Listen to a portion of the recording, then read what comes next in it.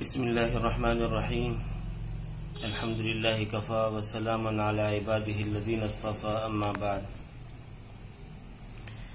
آج رمضان المبارک کی 27 تاریخ ہے۔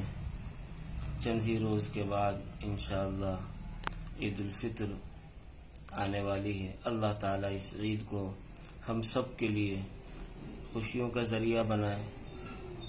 میں نے کل 26 رمضان کو عید کے طریقے سے متعلق ایک ویڈیو پیغام ارسال کیا تھا، جس کے اندر عید کی تکبیرات میں کچھ غلطی واقع ہو گئی تھی۔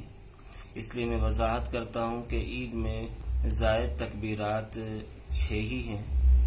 میں نے جو طریقہ بتلایا تھا اس میں پہلی رکعت میں 4 زائد تکبیرات بتائی گئیں اور دوسری رکعت میں 3 زائد تکبیرات بتائی گئیں۔ اس طرح کل زائد تکبیرات 7 ہو گئیں۔ بہتر یہی ہے کہ اس کی اصلاح کر لی جائے اور پہلی رکعت میں جو طریقہ بتایا گیا ہے اس میں 1 زائد تکبیر کم کر دی جائے، تاکہ 3 پہلی رکعت میں اور 3 دوسری رکعت میں 6 زائد تکبیرات ہی ہوں۔ یہی نماز کا صحیح طریقہ ہے اور اسی پر شرقاً و غرباً عمل رہا ہے۔ دوسری بات آپ حضرات کی خدمت میں یہ عرض کرنی تھی کہ بہت سے گاؤں دیہات سے فون آ رہے ہیں کہ ہم عید کے تعلق سے کیا کریں۔ جن گاؤں دیہات کے اندر جمعے کی نماز ہوتی ہے، جائز ہے، وہاں پر عید کے اندر وہی عمل کیا جا سکتا ہے جو عمل شہر کے لوگوں کے لیے بتایا جا رہا ہے۔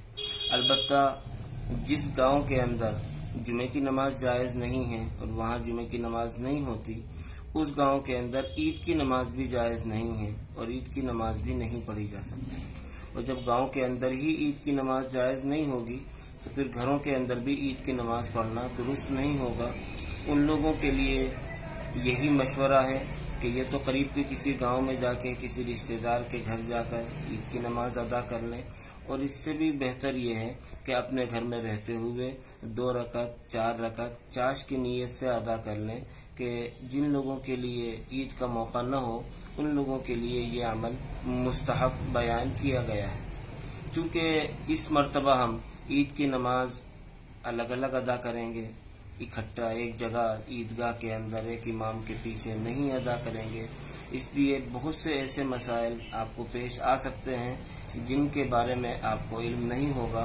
ایسے میں نماز پڑھانے والوں سے بھی گزارش ہے کہ وہ علماء سے رابطے میں رہیں اور چھوٹے چھوٹے مسئلے بھی پہلے سے اچھی طرح سیکھ لیں اور موقع پر بھی رابطے میں رہیں، تاکہ ہماری نماز درست ہو اور ہماری نماز میں کسی قسم کی کوئی کمی واقع نہ ہو۔ ایک مرتبہ پھر آپ کو اور سب کو عید کی بہت بہت مبارکباد۔ وآخر دعوانا ان الحمدللہ رب العالمین۔